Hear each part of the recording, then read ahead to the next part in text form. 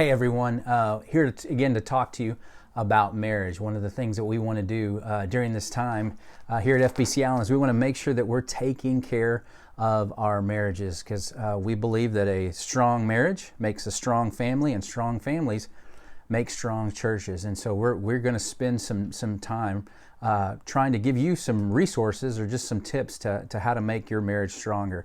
And one of the things that I wanted to address today was patience.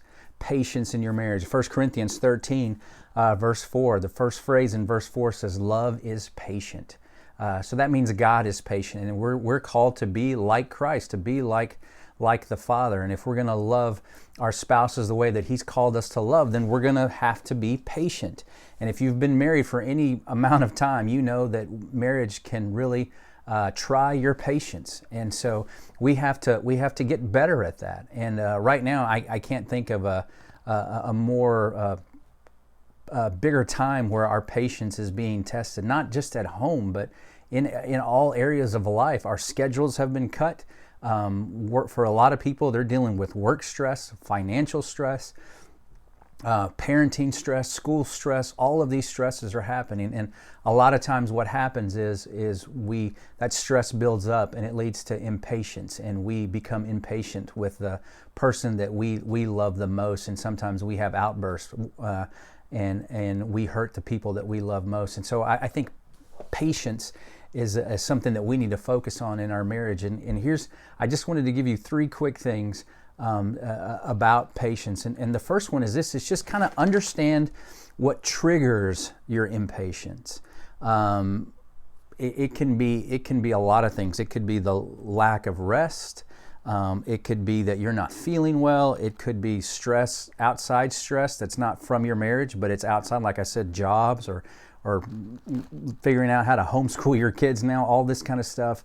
But there are certain things that can cause you and can trigger you to start down that road of being impatient. And there are things in your marriage that happen, like driving in a car together can trigger impatience, or trying to be on time somewhere, that can trigger impatience. And so we just have to understand what those are and prepare ourselves for those, and just know that those are parts of life. Those are going to happen. And so we just need to learn to deal with those things in a healthy way.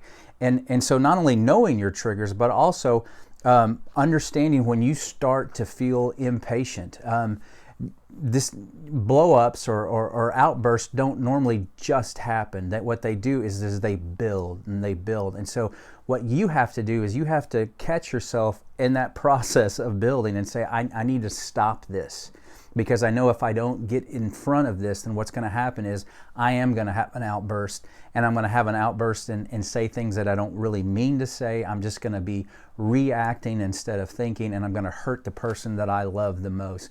So really understand and try to catch yourself as you're starting to build and getting to the point where you can tell your patience are wearing thin. And that's not just a good advice for your marriage, but that's a good advice with your kids and those things like that. So you may have to kind of give yourself a timeout or pull away just for a little bit, because you can see that you're ramping up.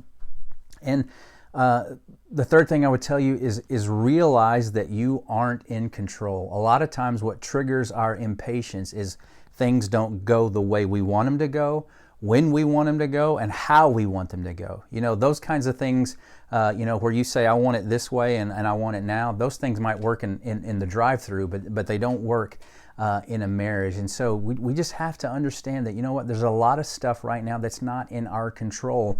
So we need to, for lack of a better term, go with the flow, and just understand, as a team, as a husband and wife team, you're figuring this out together.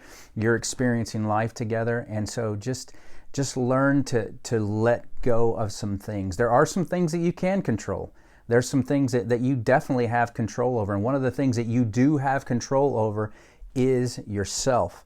A lot of times we want to fix a lot of things, and one of the things that we try to fix is our spouse, but we have to understand we don't have control over that. But what we do have control over is ourselves. What we say, what we do, how we react, and if whether or not we're going to be patient in a situation. So those are 3 quick, easy things to think about when it comes to patience is understand what triggers you.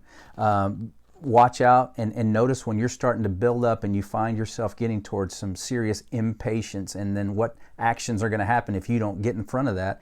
And then also remember, I can't control everything. The only thing I can really control is me and my responses and how I act towards my family. So feel free to post some comments underneath this video. We'd love to know maybe some of your tips, some of the things that you've learned about patience in marriage that can help me, that can help all of us who happen to be watching this. Share this with your friends, share this on social media, and as always, don't forget to take care of your marriage.